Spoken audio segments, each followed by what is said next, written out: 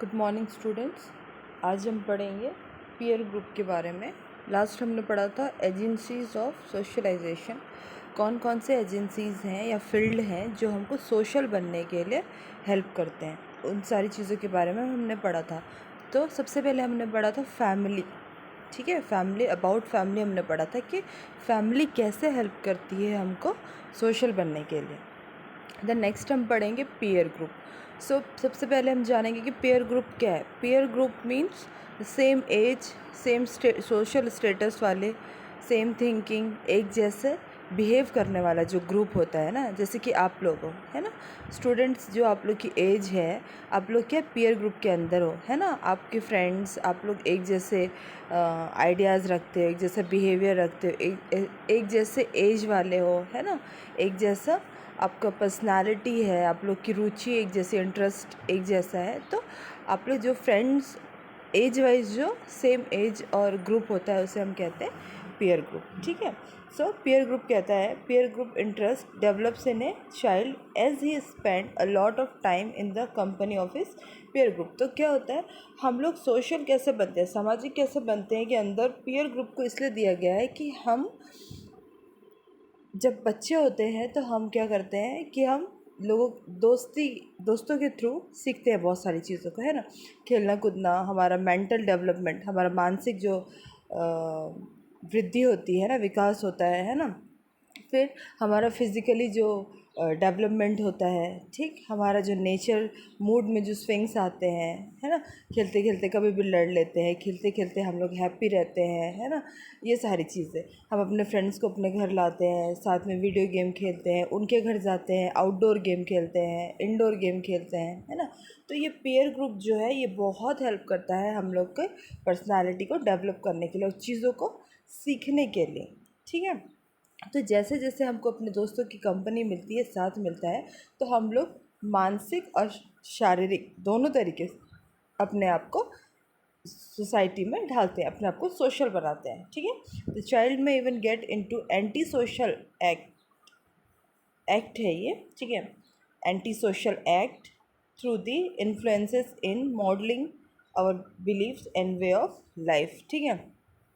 और ये कह रहा है कि अच्छी अच्छी चीज़ें सीखने के साथ साथ हम एंटी सोशल वर्क, जो असामाजिक चीज़ें हैं, जैसे लड़ाई झगड़ा करना, है ना, चोरी करना, बुरी संगति, ड्रग्स लेना, ये वगैरह वगैरह बहुत सारी एंटी सोशल जो चीज़ें हैं, माँ बाप को जवाब देना, है ना, ये सारी चीज़ें भी हम पीयर ग्रुप के अंडर ही सीखते हैं, दोस्तों के बीच में रह के ही सीखते हैं। सेम एज, है ना, सेम बिलीफ, सेम इंटरेस्ट, ऐसे लोगों के बीच में हम रहते हैं तो हम लोग क्या हो जाते हैं, बहुत ज़्यादा अट्रैक्ट हो जाते हैं सामने वाले के ऊपर। क्यों? क्योंकि हम एक जैसे ही होते हैं, तो उनकी बातों का हमको बहुत फ़र्क पड़ता है, चाहे वो सही हो या गलत हो। डिपेंड करता है कि हमने उस चीज़ को लिया है अपनी लाइफ में या नहीं लिया। तो कई बार क्या होता है, पीयर ग्रुप के थ्रू हम क्या एंटी सोशल वर्क करना भी सीख जाते हैं। असामाजिक जो चीज़ें हमारी लाइफ के लिए ठीक नहीं है, हमारी फैमिली और सोसाइटी के लिए ठीक नहीं है, वो सारी चीज़ें भी हम करना सीख जाते हैं। Example, the child sees his parents going to the temple and church and performing religious ceremonies which may determine his course of life and shape his ideas। ठीक है। तो कह रहा है कि जब बच्चा अपने माँ बाप को देखता है कि वो टेम्पल या चर्च जैसे भी, है ना, जो अपना धार्मिक रीति रिवाज है उसको परफॉर्म करते हैं, सेरेमनीज़ में जाते हैं ना, रेगुलर जा रहे हैं, टेम्पल जा रहे हैं, गुरुद्वारे जा रहे हैं, मस्जिद जा रहे हैं, चर्च जा रहे हैं, है ना। वो सारी चीज़ों को देख के बच्चे क्या करता है, सीखता है ना। और अपनी लाइफ को क्या है, अच्छाई की तरफ और अच्छी चीज़ों की तरफ, है ना, हमारे जो कल्चर है, हमारा जो रिलीजियस फॉर्म है, उसकी तरफ अपने आप को ढालता है और अपनी लाइफ को, अपने सारे एक्टिविटीज़ को क्या करता है, एक पॉजिटिव वे में, पेरेंट्स के थ्रू एक पॉजिटिव वे में उस चीज़ों को वो सीखता है। ठीक। Then next is mass media. The mass media, in other words, are the various forms of communication such as radio, television, newspaper, magazine, movies and records. ठीक है, मास मीडिया बेटा जो भी टेलीविज़न है, मोबाइल है, रेडियो है ना, newspaper, magazine, इसके थ्रू मूवीज़, सीरियल्स, ये सब के थ्रू हम लोग क्या करते हैं, है ना, हम लोग जुड़े होते हैं सोसाइटी से। हमको पता चलता है कि दूर दूर दूसरी दूसरी जगह पे क्या हो रहा है, कौन सी दुर्घटना हो गई है, कौन सी अच्छी खबर आ गई है ना। और हम लोग इनके थ्रू ही कम्युनिकेट करते हैं, है ना, जुड़े कनेक्ट रहते हैं हम लोग दुनिया से, पूरे वर्ल्ड से। ठीक है, ये हेल्प करते हैं हम लोग को वेरियस टाइप की इन्फॉर्मेशन गेन करने में और नॉलेज गेन करने में कि दुनिया में क्या हो रहा है। वैसे ही टेलीविज़न है, मूवीज़ है, रेडियो है ना, इन सब के थ्रू हम लोग बहुत सारी चीज़ों को सीखते हैं। वो अच्छी भी हो सकती है और बुरी भी हो सकती है। मूवीज़ के थ्रू हम लोग सिर्फ एंटरटेनमेंट के लिए, सिर्फ अपने मनोरंजन के लिए कुछ चीज़ों को देखते हैं, लेकिन कई लोग उन चीज़ों को अपनी लाइफ में परफॉर्म करने लगते हैं, है ना। बहुत अच्छी अच्छी मूवीज़ आती हैं, सीरियल्स आते हैं, वो सब चीज़ को हम लोग कुछ देर देखते हैं और अच्छी बातों को सीखते भी हैं कि कैसे हम लोग इन चीज़ों को अपनी लाइफ में लाएंगे। वाकई में ये सिचुएशन होता है, ऐसे हम सीखते हैं जब कुछ अच्छा होता है। लेकिन कई लोग क्या है, बुरी चीज़ों को भी सीख लेते हैं, है ना। तो ये हमको सोशल बनाने में बहुत हेल्प करता है मास मीडिया। ठीक है, न्यूज़पेपर के थ्रू हम लोग एक दूसरे से जुड़ते हैं, कहाँ पे क्या खबर है ना, आगे अपडेट क्या चल रहा है, ये सारी चीज़ों को भी हम लोग जानते हैं। The mass media reinforce the value and norms and to make the individual socialized। ठीक है, ये क्या करता है, हम लोग को बहुत हेल्प करता है अपने आप को सोशल बनाने में। ठीक है, एक इंडिविजुअल को रूल एंड रेगुलेशन, हर एक चीज़ों की नॉलेज देने के लिए मास मीडिया हमारी बहुत हेल्प करता है। मास मीडिया के थ्रू ही हम अपने आप को जानते हैं, आगे क्या चल रहा है, लोगों के बीच में क्या हो रहा है, ये सारी बातों को जानते हैं और उसके अनुसार हम अपने आप को, अपनी पर्सनालिटी को, अपने बिहेवियर को, अपने नेचर को ढालते हैं। तो ये हम लोग को सोशलाइज्ड करता है, सोशल बनाने में बहुत हेल्प करता है। ठीक, देन नेक्स्ट इज़ इंडिविजुअलाइजेशन। ठीक है, हमने पहला पढ़ा socialization, the next is individualisation.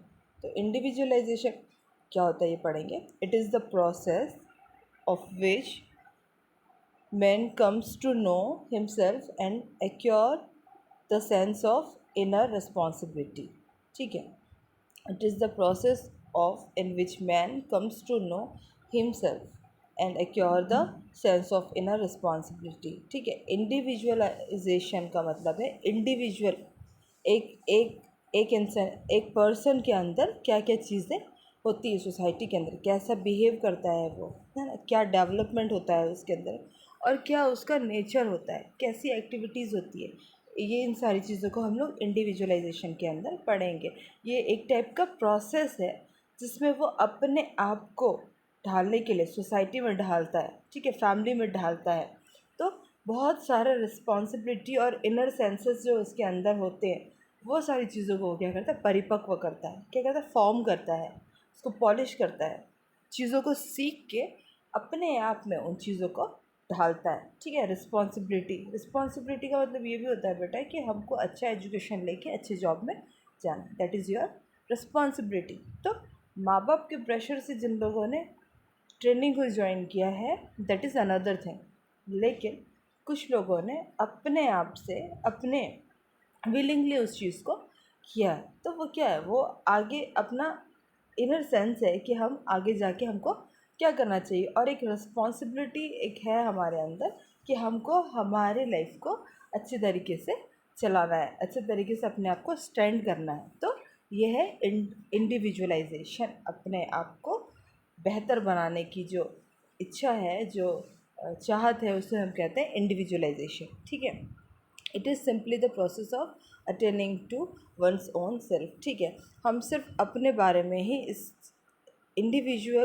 Individualisation के लिए इस प्रोसेस में हम सिर्फ अपने बारे में सोचते हैं। अपने बारे में इसलिए सोचते हैं क्योंकि जब तक हम सही नहीं होंगे, हम जब तक अपनी चीज़ों को, हमको खुद को सीखना पड़ेगा, है ना, तभी हमारा ग्रोथ होगा, तभी हम फ्रेंडली बिहेव करेंगे, तभी हम फ्रेंड्स बना पाएंगे, तभी हम फैमिली में ढल पाएंगे, है ना।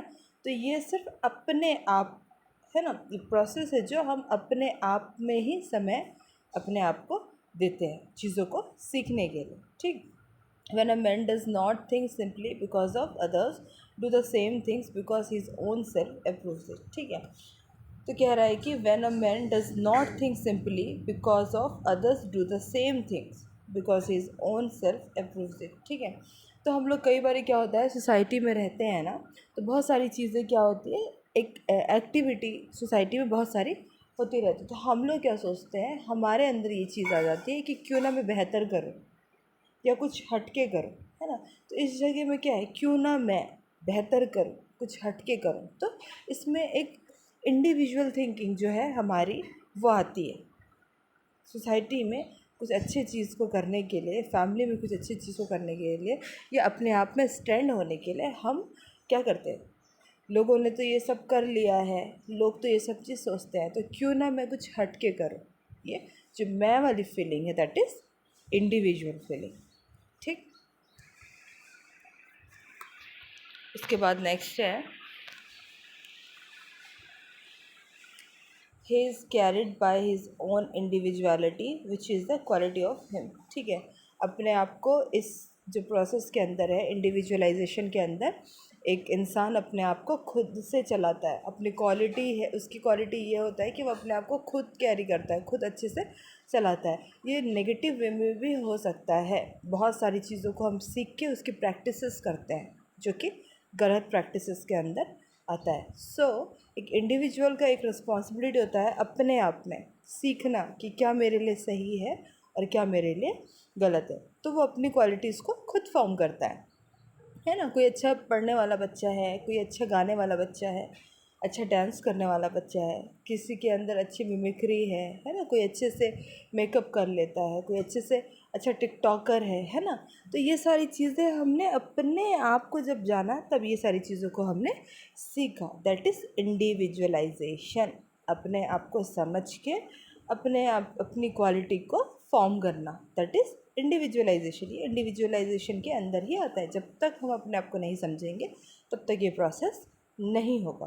Then socialization brings man into relation with others but individualization makes him autonomous और सेल्फ डिटरमाइनिंग। ठीक है, तो सोशलाइजेशन के अंदर क्या होता है कि हम लोगों के बीच में सीखते हैं, ग्रुपिज़म होता है, यूनिटी होती है, एक झुंड में हर चीज़ को सीखते हैं। पर इंडिविजुअलाइजेशन के अंदर सेल्फ केयरिंग रहता है, सेल्फ अटेंशन रहता है ना, सेल्फ मोटिवेशन रहता है। ये सारी चीज़ें इंडिविजुअलाइजेशन के अंदर होती है। The process of individualisation is carried not only by the individual himself but also by the society. तो कह रहा है कि जो इंडिविजुअलाइजेशन का प्रोसेस होता है वो सिर्फ अपने आप में नहीं होता है ना, but also the by the society.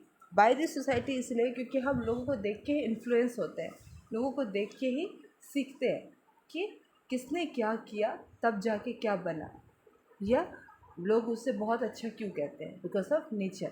हम देखते हैं कि उनका नेचर बहुत अच्छा है इसलिए सब उनकी तारीफ़ करते हैं ना, उसके चलते हम क्या करते हैं, हम अपने आप को भी उसी तरह बनाने की कोशिश करते हैं, हम लोगों को आइडल बनाते हैं, है ना। बोलते हैं कि मैंने इनसे इन्फ्लुएंस होके अपने आप को बनाया, है ना, ये मेरे आइडल हैं, मैंने इनसे सीखा। क्यों, ये सारी चीज़ें सोसाइटी की ही कुछ अच्छी चीज़ें हैं जिनको हम अपने आप में ढालने की कोशिश करते हैं, और सोसाइटी के थ्रू ही हम अपने नेचर को भी, अपने बिहेवियर को भी बनाते हैं, है ना। कुछ अच्छी चीज़ें हैं तो हम सीखते हैं। कोई सक्सेस बिजनेसमैन है, कोई सक्सेस डॉक्टर है, नाइटिंगेल को सीख देख के ही आज नर्सेज क्या है, नर्सिंग का कोर्स करने आते हैं, है ना। मदर टेरेसा है, ठीक है, बहुत अच्छे से उन्होंने लोगों की सेवा करी, है ना।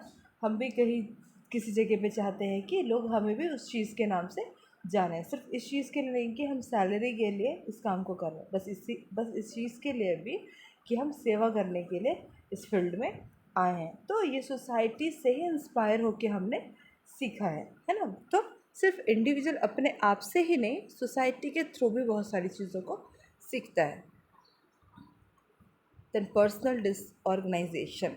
ठीक है, personal disorganization represent the behaviour of individual which deviates from the social norms. ठीक है, पर्सनल डिसऑर्गेनाइजेशन अभी इंडिविजुअलाइजेशन में अपने बारे में सीखना, अपने बारे को ढालना, अपने आप को पॉलिश करना, अपने आप को सुधारना, अपने आप को बिगाड़ना, ये सारी चीज़ों को सीखा।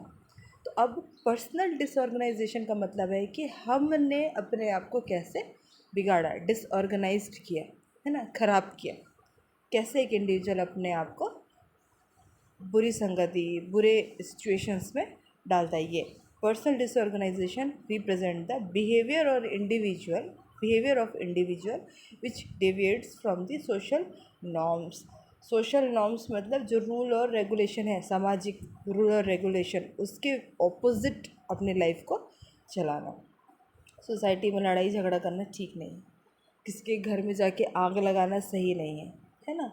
ऐसा तो नहीं है कि हम अपने नेबर्स के यहाँ जाते हैं, मिट्टी तेल केरोसिन को छिड़क के आग लगाती, करते हैं क्या? नहीं करते हैं। क्यों? क्योंकि ये हमारा सोशल नेचर नहीं है। But in this condition, personal disorganisation के सिचुएशन में हम शराब पी के हल्ला करते हैं, लड़ाई झगड़ा करते हैं, ड्रग्स लेते हैं, है ना, यहाँ वहाँ बेहोश पड़े रहते हैं। घर की तो अशांति को बरकरार रखते हैं लेकिन दूसरों को भी परेशान करते हैं। दूसरों के घर पे जाके चोरी करना, है ना, ये मार धाड़ करना, रास्ते में जाके गाड़ियाँ तोड़ना, ये सारी चीज़ें क्या है? पर्सनल डिसऑर्गेनाइजेशन का सिम्टम है, जो हम अपने आप को बिगाड़ने के लिए और सामाजिक तौर पे सामाजिकता को बिगाड़ने के लिए करते हैं। Any various behavior which disturb the integration of the attitude symptom within the personality represents called personal disorganization। वही सेम चीज़ मैंने जो बोला है ना, हमारे अंदर का एक ऐसा एटीट्यूड जो सारे सिम्टम्स हमें सोसाइटी के विरुद्ध देता है और अपने विरुद्ध कर देता है। वो सारी चीज़ें क्या है? सोशल डिसऑर्गेनाइजेशन है, ठीक है, पर्सनल डिसऑर्गेनाइजेशन है, सॉरी, ठीक। then it means that the individual is out of adjustment with society who has failed to organize the chief goals of his life, ठीक है। तो ऐसे लोगों के अंदर क्या होता है बेटा कि उनको सोसाइटी से कोई लेना देना नहीं रहता। सोशल वे लोग हैं जो लोग गलत करने से पहले सोचते हैं कि लोग हमारे बारे में क्या सोचेंगे, है ना। समटाइम हम बोलते हैं कि नहीं, लेट घर जाएंगे तो मम्मी पापा गुस्सा करेंगे, आजू बाजू वाली आंटी लोग क्या सोचेंगे कि इतने रात रात भर घूमती है उनकी बेटी या बेटा, ठीक है। कभी कभी क्या होता है कि गंदी गंदी गालियाँ देते हैं कई लोग, तो हम उनको देख के बोलते हैं कि बहुत गंदी गंदी गाली देते हैं वो भैया, उनके घर वाले भैया या उनकी घर वाली दीदी या वो आंटी, है ना। उन्हें उस चीज़ से कोई फ़र्क नहीं पड़ता, उन्हें सोसाइटी से कोई फ़र्क नहीं पड़ता, क्योंकि वे अपने आप में ही जी रहे हैं। हमें फ़र्क पड़ता है, इसीलिए हमें फ़र्क पड़ता है क्योंकि हम फील कर सकते हैं उस चीज़ को कि उन्होंने गंदी गाली दी है तो वो सोसाइटी के खिलाफ है ना, वो अच्छी चीज़ नहीं है, ठीक है। तो वही एक इंडिविजुअल जो सोशल नहीं है, उसे कोई फ़र्क नहीं पड़ता है कि लोग उसके बारे में क्या सोचते हैं, बस वो अपना जो भी प्रैक्टिस है उसको कंटिन्यू करते हैं, है ना।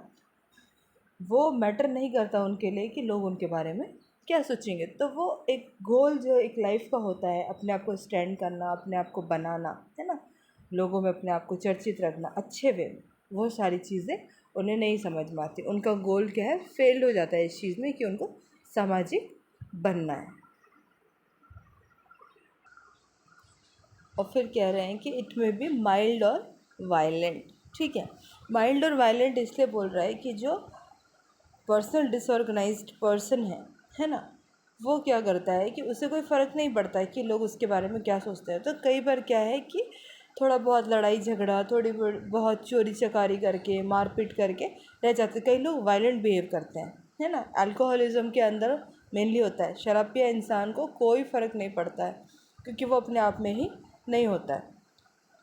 कई बार दो फैमिली बहुत धीरे धीरे लड़ते लड़ते लड़ते क्या वायलेंट बिहेव करने लग जाती है, तुम्हारे घर में ये, तुम्हारे घर में वो, है ना।